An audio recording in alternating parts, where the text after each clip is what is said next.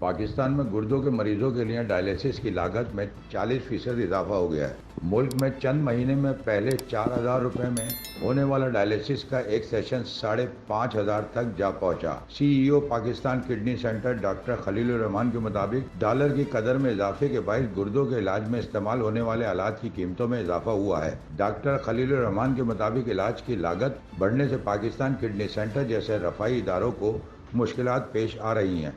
अंदाजे के मुताबिक पाकिस्तान में 2 करोड़ से जायद बालिग अफराद गुर्दों के मर्ज में मुब्तला हैं, जो कि डायलिसिस कराते रहते हैं। मजीद वीडियोस देखने के लिए हमारी वीडियो को लाइक करें, सब्सक्राइब करें और बेल आइकन को जरूर क्लिक करें ताकि आने वाली वीडियो आप तक बआसानी पहुंच सके।